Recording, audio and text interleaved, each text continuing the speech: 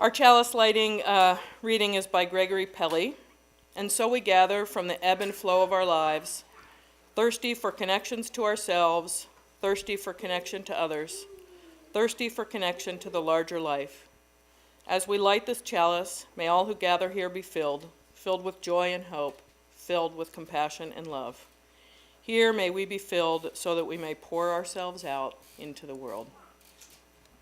Our speakers today are Sheridan McNeil. I think Joe is not speaking, am I right? Joe is too? He is? Oh, okay, I thought he told me he wasn't. Sheridan and Joe McNeil are educators and leaders who are from Standing Rock and currently living in Bismarck. After being employed at Sitting Bull College for a number of years, Sheridan now serves as Career and Technical Education Director at United Tribes. Joe is the president of Rock Industries, which is a business that creates economic development on Standing Rock. He also served on the Standing Rock Sioux Tribe as Councilman At-Large. He enjoys cooking, and he's an amazing cook, I can say, and owns McNeil Catering. That's how I know. He uses family recipes to delight crowds, both large and small, and he does. And so welcome. Thank you so much for coming. Okay. Well, thank you, everyone, for having us. Hihani washte, madakiapi, oyate, ahoijarawi, imajiapi. Oh, I remember the first time that I introduced myself with my Dakota name. What I basically said was, good morning, my relatives. My Dakota name is Respects the People Woman. I get emotional every time I introduce myself with that name because my grandmother gave me that name. And I want to share this little bit with you about that because to teach you part of our culture, she gave me that name because she was observing me at one of our sacred ceremonies. And she saw me as respecting the people through her eyes. And to me, that's such an honor, but also a responsibility. And which is why, one of the reasons why I was so delighted to be here today with you guys to help share a little bit of us and to let you know that our culture is beautiful and alive and thriving, but we also still have our struggles yet. And especially over this past year, I think that really helped us come together as a people, but also created a lot of challenges as a people. But I'll let my husband go ahead and introduce himself before we carry on. Chante washte na chuzapi. That means I greet you with an open handshake and open heart. Emachiapi is my name is Tatanka Wajila. That name is originally from my great-great-great-grandfather. His name was One Bull, Henry Oscar One Bull. That name means the one spirit that the buffalo came from. Some people might say Buffalo God, but it is the one spirit where all the bull come from. So that is was handed down to me, and it means a lot. But we try to honor our grandparents who struggled, like your grandparents struggled, to make a life here, to make a life out of tough situations, out of oppression, or out of however you want to look at it. Everybody did their parts to make a life for the children. So listening to what was being said this morning, to me, is just wonderful. I grew up as a Baha'i child. My mother's Baha'i. So when you mentioned that this is Allah, I will. When you mentioned that, I said to my wife, I said, this crowd feels Baha'i because you speak of world tenets, of unifying tenets, of accepting one another, no matter your social, I won't say class, but your economic ability, your disability or ability, your color and religion, and where you may think you are versus where we think you are, but accepting that, faults and all, of everyone who's walking through that door. I appreciate that, and I appreciate you. What was coming to my mind over and over and over again was what was told to me as a child, is that we are all lights on this earth. And every time that we pray, a beacon goes. And that's what our ancestors see and hear. And all of our ancestors stand behind us as we go through the tough and difficult times in our lives, the struggle and like going to court, etc., and what happened down at Standing Rock and how we stood. But we didn't stand alone. You guys came. Everyone else came. We were like, wow, this is incredible. But everyone risked something. And so when you put that risk out there, your relatives come and stand behind you. And you don't know how long that line is of grandparents and uncles that come behind you, because they're always giving us strength to push ahead. So I want to thank you for recognizing this in your daily lives and giving of yourselves every week to be here and to hear this kind of message or to participate in this kind of activity, to make it part of your life. It's important, because I think, as you had mentioned about your son, he's in a situation or in a school, and I'm really interested to hear that, what he's going through, because if it's so divisive there, then that's what's being taught at home. And him as a single light in two worlds of darkness, as a single light, hold on to that and don't give it up. There might be times where you feel that it's going to be extinguished or whatever, but remember who you are and where you came from. That's where your grandparents come back to push you forward. So there's always that, and even as we move on through our ages, there's always the challenges to move ahead and to move forward, because nothing ever rests on its laurels in this world. Seasons turn, always. And there's always new things that we must do to survive, whether we have a conscience brain or not. So I feel I've carried on too long. And he said he didn't know what he was going to be talking about. This is our first time ever doing something like this together. We've both been asked in different realms to speak, whether it's work related or, anything like that. Not a lot. We're not the Facebook famous people. In fact, neither one of us have Facebook or anything like that.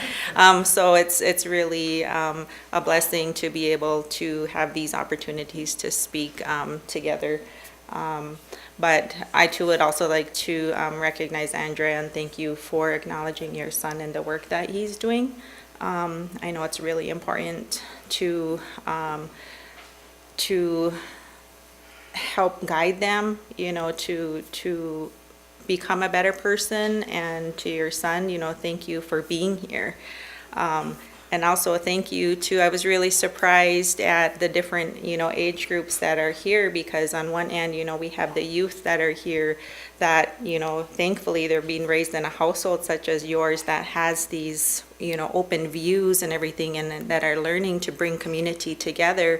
And then we have our elders, which, there's so much wisdom in this room combined. I mean, it's really overwhelming for us. One of the first things that, we should have done, and I apologize, is to excuse ourselves for speaking in front of you, because you have so much more wisdom than we do as we're still learning. So thank you for being here, because I can imagine in a time when you grew up that there was a lot of also divided communities and things, when you were young. So to have your mindset, as you grow into, your elder years, and to want to still be here to make a difference and everything, speaks volumes of all the challenges that you've overcome. And I really appreciate you being here as well and sharing your thoughts with us. I'd like to add into that is that in our culture, it's disrespectful to speak in front of our elders, because we have not learned as much. In our culture, it's very important to listen, not to speak, to listen. So that's where that really comes from. And it kept going through my mind as I'm talking. The next words, I'm like, oh, ask for forgiveness now. Oh, but blah. I was rolling. It wasn't good. So continuing on with why we were brought here, Karen and Liz had invited us here through, they have, and I'm sorry if there's more of you that attend this group, but I've only been able to attend, they host meetings out to United Tribes that are basically, how can we build stronger communities together? And it's a group of mostly pastors and educators. But so I was invited and to attend a couple of those. Well, I'm invited to attend all of them, but I was only able to attend a couple. And I was at a training in San Francisco, which had nothing to do with race, religion, challenges, or anything. Well, it was regarding math challenges in the classroom. And there was a breakout session that said white privilege in the Carnegie math classroom. And I was like, and this was a huge conference with tribal colleges from all over the nation, but also regular colleges and universities. And so, obviously being, Native American and this white privilege really kind of stood out to me. So I was like, I need to attend that. And I wasn't the only one that had that mindset. The room was pretty full. There was about 75 to 100 people in there, and there was a lot of Native Americans that were in that room from across the nation. And so the exercise that I had shared, that I borrowed from, and I talked to the facilitators, and is actually a paper exercise, and it really helps bring awareness to the privileges that we have within our communities, or lack of the privileges. So after we're done speaking, we just have a short time to speak, but then I would like to invite all of you to participate in this exercise. It'll take about 20 minutes or so. And it's pretty interactive. But that's one of the things that we wanted to share when we were here. When we discussed how we were going to do the speaking engagement, it was more so that, we had such a short time now in speaking, then we'll do the exercise afterwards. So that's kind of just a little bit to tie in, the color lines that you've seen us speaking on today. And the one thing I really wanted to, and just coming here, of course, when you prepare for something, when you're asked to do, all these different thoughts and everything go through your mind where, oh, we should talk about this, or we should do this, and those types of things. And then it seems like 99% of the time when you arrive, at wherever you're going to be at, something speaks to you. And like my husband had said, End up winging it. Yeah, the warm, inviting, just even how you sing the children out, everything, and how everyone gets a chance to get up and acknowledge, things in your communities, is wonderful. And when you had shared the back of your program, and I started reading through it, but that inherent worth and dignity of every person, justice, equity, and compassion in human relations. And I'm not going to read them all, but the last one is respect for the interdependent web of all existence of which we are a part. That whoever came up with these in your congregation is just, I'm going to be sharing these with our family and everyone else that will listen to me, because I really feel that if we are truly wanting to make a difference in this world and to make better connections, we need to understand and respect each other. In a meeting that I had been a part of, one of the gentlemen had talked about how he was raising his daughters, and not to see this color difference, not to see, but we are all the same people. And so he thought he was raising his daughters in a good way, and I'm not saying he isn't by any means, but I think that's one of the misconceptions. And again, this is only just my beliefs, is that that sounds, really nice, but I feel that we need to respect each other's differences. And granted, there's so much more similarities between us, but we really need to accept and acknowledge each other's differences and respect those differences. And just by what you're doing here today and every week, and at all of the meetings that you're having, is learning about one another, is the way that we're going to do that, which is why I really love, as hard as it is for me to actually introduce myself in my, with my Dakota name, because there's so many emotions that come out in that, but that's a part of the teaching, so that you understand, a little bit about our culture, a little bit about, who I am, and who I am and how I was taught is different than how my husband was. Mm-hmm. And we don't talk about that, her and I. But I silently retreat. But understanding these differences, but also understanding that just because we're from Standing Rock, not everybody agreed with what happened with the movement on Standing Rock. You know, there's division amongst our people. There's just so many differences in teachings amongst our people. And the one thing that I really share with my non-native friends is that when they approach somebody, and of course the pipeline is, you know, something that's still a topic of discussion and interest and everything, is to understand that whether you supported all the water protectors that came from around the world or whether you didn't, is just that's still an open wound for us. And it's still really, really hard to talk about. So that healing that I think, you know, still needs to happen is still really fresh yet. So if you have a conversation with somebody just that's native from Standing Rock or from, you know, wherever, is just understand that they might not be just super open to have these discussions, you know, yet.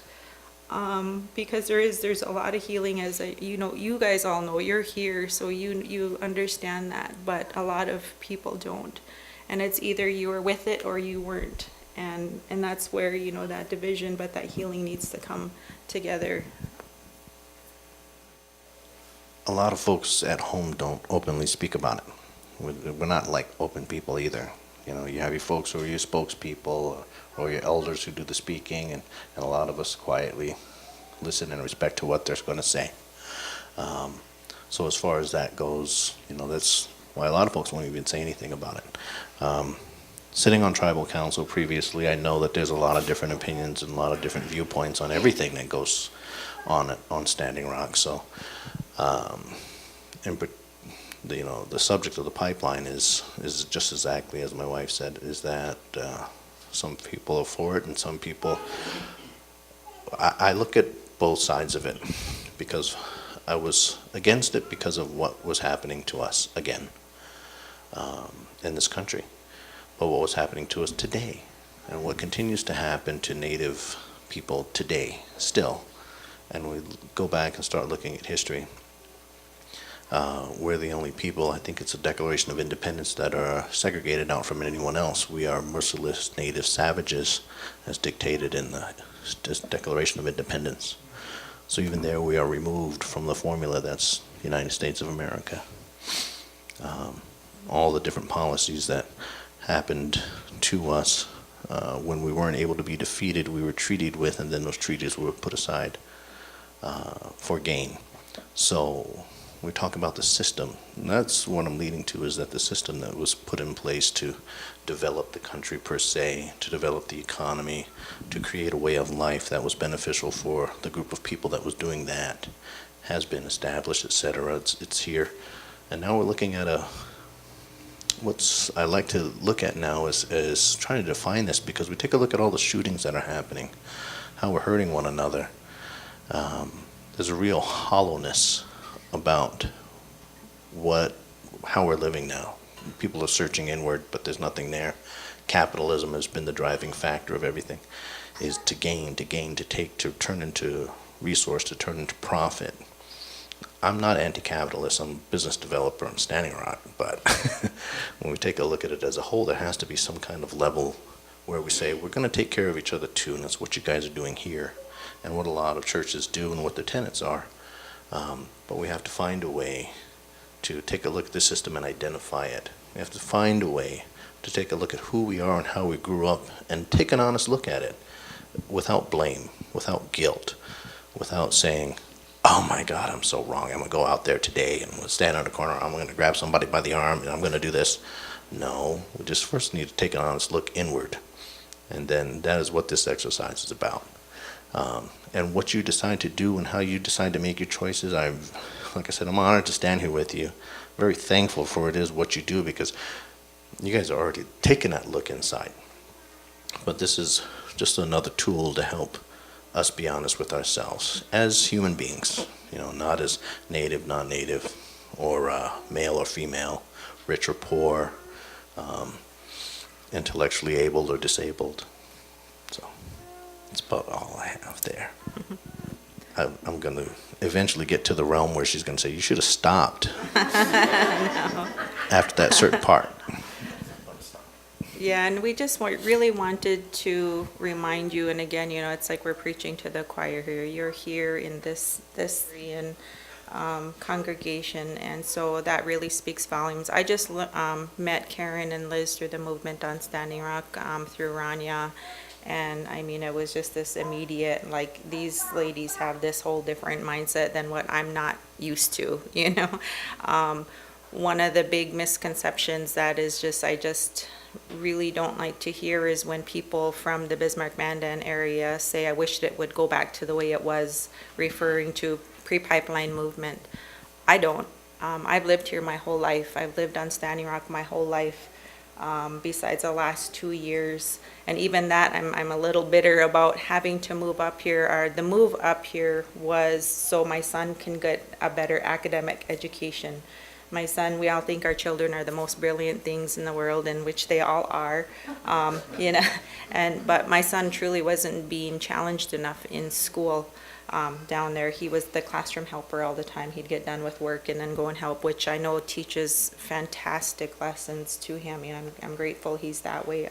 But he loves robotics. He loves pre-engineering. He loves, you know, all these advanced types of courses and different courses that Bismarck Mandan offers, and we don't down home. So in order to make that decision, we left culture behind. We have culture infused in all of our schools down there. You know, they start their days with morning prayers, and culture's infused into everything, into the lessons in the classroom. Language also. So we had to leave all of that for him to be able to do the things academically. So that's a whole nother discussion, in that I'm really trying to bring awareness to in a lot of my things that I visit with people about, and trying to figure out a way, how can we get those down there. But so when I hear that, I wished it would go back to the way it was before. I don't, you know, I can't agree with that. I don't agree with that, because the way it was before, we as Native people stayed behind the lines and didn't make a fuss about anything. We as Native people pretty much complied with what we were told. And because the world listened, and when anyone says that, you know, what you guys did down there was so amazing. It was just like, you know, regarding the movement, it was so, we didn't do that. I don't know what made people come at that time, at that moment, to support us, but we couldn't have done that with all of you. As my husband had said earlier, the world was literally watching, as you've heard many times before. So that thanks needs to go out to all of you. And what that helped us do is become more empowered. It helped other indigenous nations become more empowered. Today I stand in front of you with this shawl that was given to me, this scarf. This represents Mauna Kea. This t-shirt that I wear, Aloha will save the world, is made from some of our close friends now that we call family from the Hawaiian Islands, and they're fighting to protect their sacred sites in Mauna Kea. And it's getting raped, just as like what our lands are being here. There's line 3 that's going on, so it's this take, as my husband had referred to. So it's empowering all of us to stand together and to have this voice to say, no, we're not accepting that anymore. We're done. Hear us speak. And that's what I'm so thankful for in this movement, and that I can never say why can't it go back to the way it has before? Because it wasn't good. It was never good. I remember coming to Bismarck. You know, this was our main shopping hub as a little girl coming up. And we even had special clothes to wear to Bismarck to make sure we looked a certain way. And our special clothes were better than our school clothes. You know, my mom would say when we were able to come to Bismarck, she would say, okay, go get your Bismarck clothes on. And they were in a special place in our closet, and we couldn't wear those, not even to school or anything like that. So the way it was before has never been good for us. We had just never spoke out like we have now. And so for that, I'm really thankful. And now raising our kids to have that voice to speak out. So I'm really thankful again, for the youth that are here, because hopefully they'll be able to speak out in a way to say, hey, you know what, we need to recognize, these are also our relatives too.